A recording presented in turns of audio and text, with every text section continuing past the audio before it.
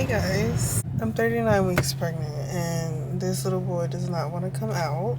So I'm going to be trying things to get him out.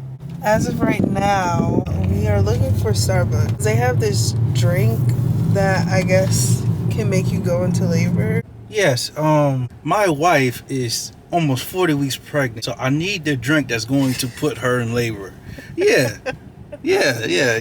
I need him to come out. Like, we've been doing literally every single thing to get him out. He doesn't want to come out. I went to the doctor on Thursday. Today is Sunday. I got the membrane sweep. My doctor was like, this will probably put you in labor. He'll probably be here around by the weekend. Ciao. Hi, can I have a venti iced passion tea with lemonade, a pineapple base, and 4 pumps of liquid cane sugar? We don't have pineapple base. Okay. We also don't have the liquid cane sugar. This is plastic syrup. Tango tea. I think I got the wrong one. So is it still going to put you in labor?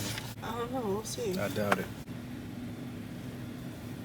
I feel like he's going to give me a hard time because when I went to my appointment before the last one on Thursday, I wasn't dilated at all. So I get to my appointment on Thursday, still wasn't dilated, but my cervix was softening. My doctor ended up dilating me herself. So now I'm 1 centimeter.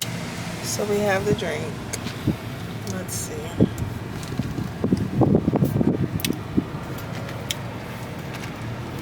It's actually really good.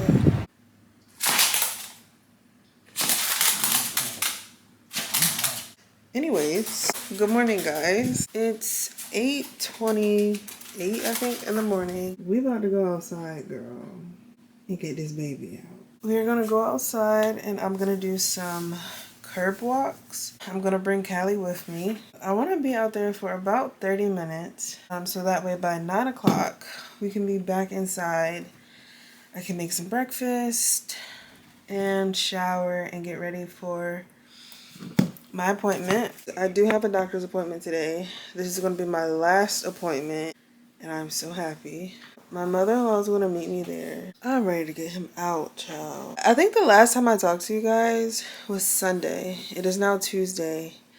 I am 39 weeks and 4 days. I'm over it.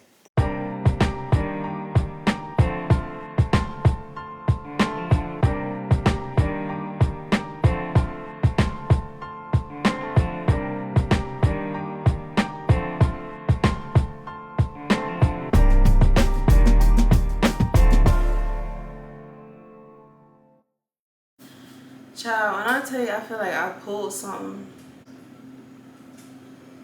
Yeah, back inside now.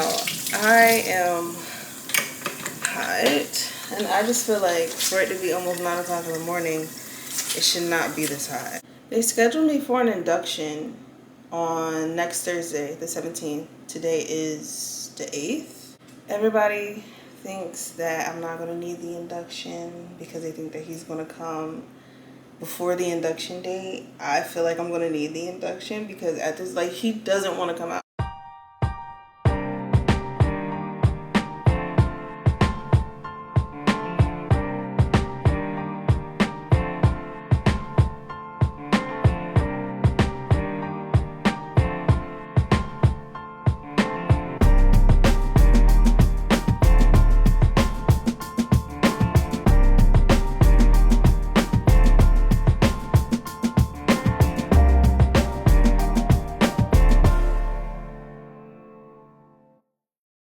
It's 9:19. I really need to go get in the shower and get myself ready because my appointment is at 10:45, but I need to leave here at 10:30 because it's 15 minutes away. I've been having, I'm getting one right now. I was gonna say Braxton Hicks. Like, look how hard your stomach gets. This is my 3rd one this morning. So it is now 3:18. I got home at like 12:15. I believe I finished my appointment at like 11:15. It actually went really good. They checked my cervix. I'm now 2 or almost 2 centimeters dilated. I got another membrane sweep, so hopefully this works, because it didn't at my last appointment. My last appointment, I got the membrane sweep. It didn't work. It's not always a guarantee that it will work. It's just like a chance that it will. I'm gonna try pumping. I'm gonna try pumping some colostrum just to get some nipple stimulation. They told me to schedule one more appointment. If this little boy still does not want to come, they made an appointment for Monday if he's still not here, and then I have the induction on Thursday.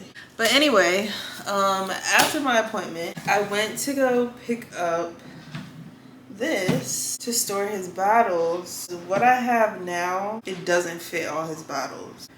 I have these Dr. Russell bottles. Ooh. And that's not even all of them. I have more bottles in here. They're already sterilized and everything. They just have to get put up. And don't mind my shirt, because I know y'all been looking at it. It's ketchup and mustard from when I was eating my hot dog earlier.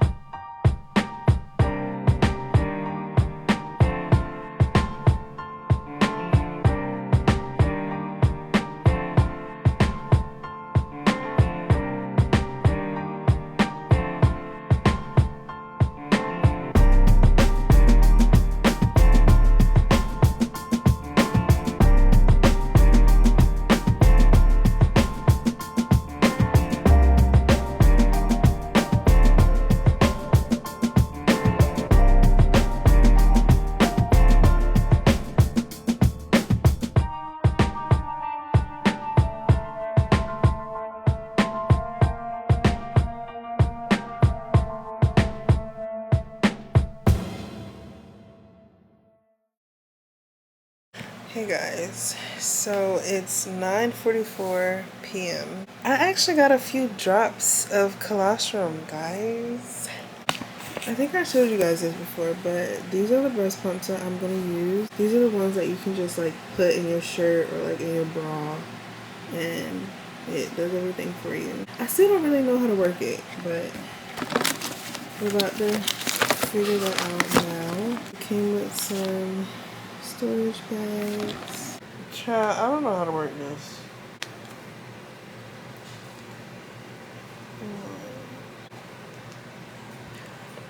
That scared me. This is so cool. Hey guys, we have a baby. This is Mr. Shiloh. He is a month. Was born July 15th at 5:34 a.m. weighing 8 pounds even and 21 inches. I was breastfeeding him, like nursing him when he was first born for at least 2 weeks. I couldn't do it no more. It was hurting. With him being on my boob, I had to sit still for at least 30-40 minutes, and it's too much to get done around it. I didn't want to sit still with a child on my boob for that long. Now I exclusively pump. Baby, I don't know what you want. Are you sleepy? That was a big yawn. While I rock him to sleep, I will tell you guys about labor and delivery. So, my whole pregnancy has been amazing. No complications, thank God.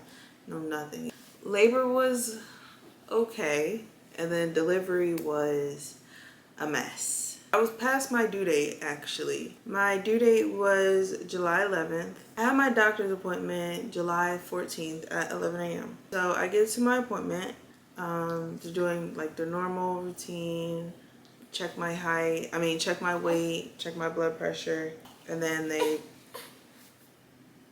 what is it?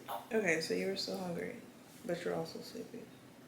So yeah, and then they also check his heartbeat. So when the doctor finishes checking the baby's heartbeat, he asks like, is movement okay? Which they do at every appointment. So Sunday night, I was up braiding my hair.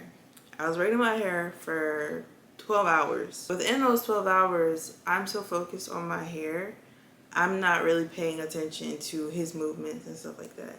So I explained that to my doctor, and he was like, okay, well, just go to the hospital and then have them do the NST testing, just to monitor his heart rate, monitor his movements and all that type of stuff. I get in the car and I call my husband, I call my mom, I call my cousins, and I call my mother-in-law. I explain to them what's happening, what's about to happen, that I'm on my way to the hospital and all that type of stuff. My husband was like, okay, well, I'm gonna come to the hospital with you.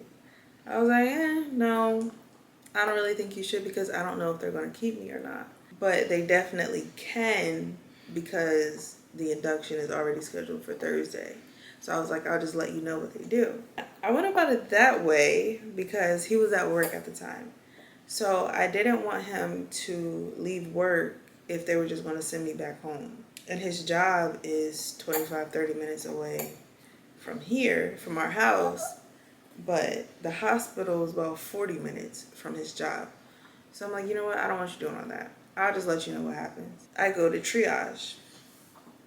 So while I'm in triage, they hook me up to the monitors and stuff to monitor myself and then to monitor the baby as well. Of course, everything was fine. Everything was perfect with him and with me. They did an ultrasound and all that. We were doing the ultrasound. I was on FaceTime, a group FaceTime with my husband, my mom, and my mother-in-law.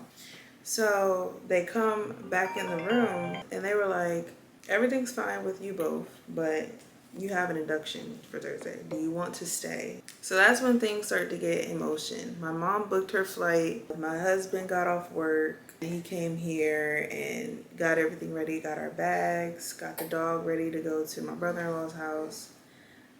Just straighten up the house a little bit more. And then my mother-in-law came here to come get him, and then they both came to the hospital. When I let Italia know, she was at work as well. So she was like, "Oh, they gonna keep you? Okay, bye, I'm on my way now." It wasn't even time for her to get off work yet. She literally left work early. She got there within an hour. Yeah, I let my dad know that they were gonna keep me and we were gonna get the induction started. And then he came to the hospital the next day. It was 2:16 when I was officially admitted and got the IV started. So they did the IV while I was still in triage, but they moved me to the labor and delivery room around like 3 o'clock. And by that time, Italia came. The medication they gave me to start the induction process was the Foley balloon and the Cytotec. With the Cytotec, they just opened me up down there and just inserted a small little pill inside. And with the Foley balloon, that was only in for like 45 minutes. So what they do with that is they insert it every 45 minutes to an hour. They'll come back and keep tugging on it, and if it doesn't come out, then they'll do it again another 45 minutes to an hour, and then so on and so forth. It only took me one time. So after the first 45 minutes, well, it actually took them an hour. So after the first hour, they came in, tugged on it, and it came right out. And then when it came out, I was 4 to 5 centimeters dilated. When I first got admitted, I was 1 to 2. They were also trying to get me started on Pitocin, but I did not want Pitocin at all. One of my nurses, Nurse Holly, I love her so bad. She was literally amazing. I'll never forget her. She advocated for me. She's like, if she doesn't want the Pitocin, she doesn't have to get the Pitocin. And the way that my labor experience went, like, I progressed so easily on my own that I didn't even need the Pitocin. So that was amazing. After the balloon, the Foley balloon comes out, I start bleeding and I get a little bit nervous, and I tell Nurse Holly, and she's like, that's fine. It's supposed to happen, and the bleeding basically just means that labor is going great. It's basically just your cervix opening or softening or something. Also, I start experiencing contractions, which I didn't know was contractions at the time. I'm telling Natalia, like, I'm having like cramps, and they're like coming on like every couple minutes, like back to back. And she was like, girl, you're having contractions. I'm like, no, it's not contractions. It just feels like period cramps. She's like, you're having contractions. Mind you, Natalia has a daughter, so she's been there, done that already. She knows, But I'm like, no, I'm not having no contractions. And the nurse comes back in. She's like, so do you want to go ahead and get the epidural? Because I know, like, because she knew that was part of my birth plan. I didn't really have a plan for real. I just wanted the epidural and to survive. Being that I was about 4 to 5 centimeters dilated, she was like, you know, a lot of other moms usually get the epidural around this time. You don't want to wait too long. So I'm like, no, I don't even think I'm having contractions right now. I think I'm pretty good. Everybody's telling me, girl, you're having contractions. When the nurse is telling you to get the epidural, get the epidural, because that's where I messed up at. A couple hours go by and my husband wants to go get some food. He's like, babe, you gonna be all right? I just want to go down the street and go get some food. He went to Domino's. I was like, yeah, go ahead. I'll be fine. I'm just here bouncing on my ball. I'm good. As soon as he left, I was certain I was having contractions at that point. I was in there screaming my head off, hooting and hollering. And I call him. I'm like, get back here now. They were very intense. They were crazy. I'm like traumatized just thinking back to the contractions. Like, they were so bad. So I call the nurse back in and I tell her I'm ready for the epidural, and I'm pissed because I should have listened to you. So after I let the nurse know, she calls in the doctors and some more nurses, and then they check my cervix. And at this point I was 7 centimeters dilated. So the nurse calls the anesthesiologist, and he was in the middle of performing another epidural. So he's like, okay, well, when I finish this epidural, I'll come down and I'll get started with you guys. So about 25 minutes go by, and I'm like, where is this? Like, what's going on? Why is he not here yet? So she calls him again, and he had to go to an emergency C-section, stay there for that, and then go back to the other mom who was getting the epidural in. So at that point, I lost it. I'm like, no, I can't do it. I can't do it. I want to go home. The contractions got so bad. The nurse was like, I know you feel like it is helping you by screaming, but it's not helping you. Like, I just couldn't sit still. I couldn't focus. Like, I had to move. I had to make a noise. I had to do something. So after some time, we hear a knock on the door. And I'm like, is it them? Is that the anesthesiologist? He's like, yeah, it's me. I'm coming in to do your epidural. As they're getting me prepped for the epidural, my mom on the phone, she's like, Crystal, I know you're in pain, but you cannot move. Please do not move. I'm like, Mom, I know. I got in trouble for it later. But in the moment, she let it slide because she knew what I was going through. After it went in, it wasn't that bad at all. I just felt like a tiny little pinch. And then I just felt like the coldness going up my back. So I lay down, and the nurse was like, just get some rest, just try to relax, and she'll come back and check on us in a little bit. For a moment, I was like chill. I was able to take a small little cat nap. The more I progressed, the stronger the contractions got. I actually was woken up by the contractions. With every contraction, you still kind of feel pressure. I got the shakes really, really, really bad. I could barely talk how bad I was shaking. So some time goes by. It's 3:30. So my mother-in-law comes back to the hospital, and she comes in and she sees me.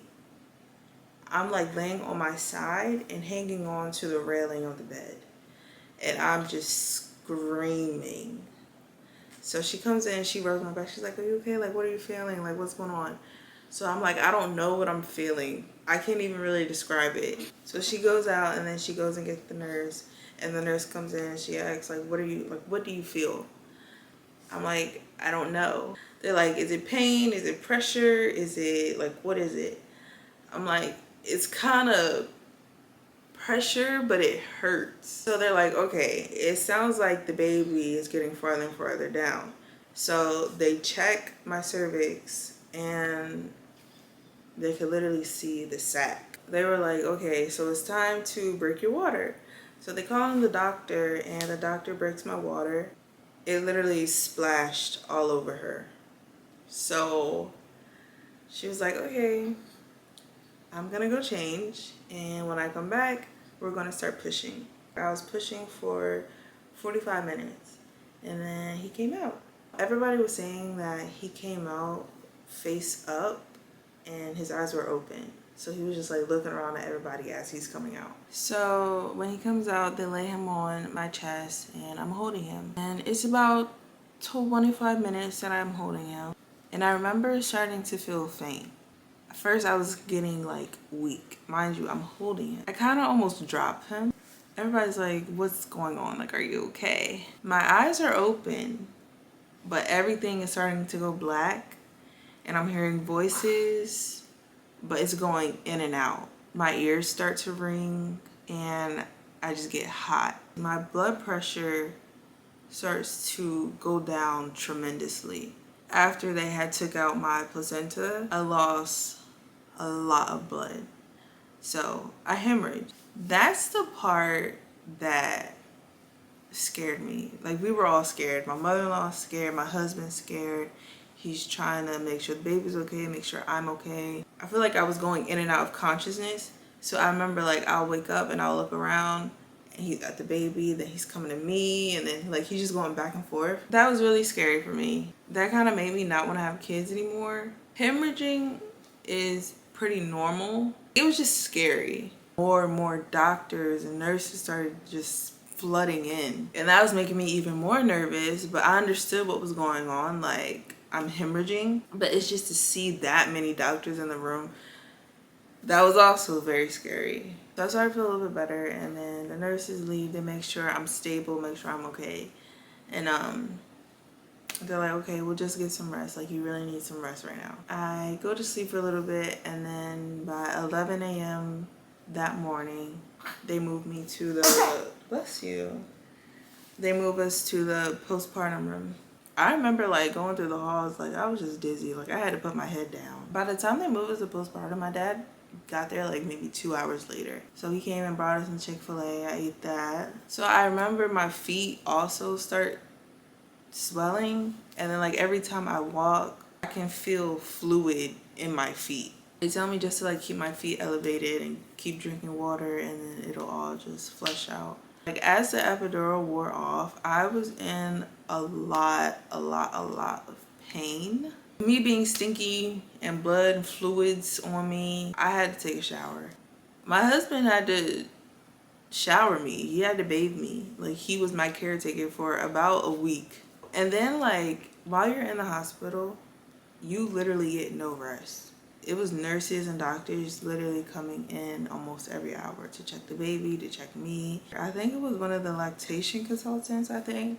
She's talking to me, and I remember just going to sleep right in her face. And I feel so bad because I did not mean to do that. I was so tired. I couldn't help it. Like, I had no control. That's how tired I was. This was over a month ago, and I still feel so bad. But yeah, that's pretty much it with labor and delivery.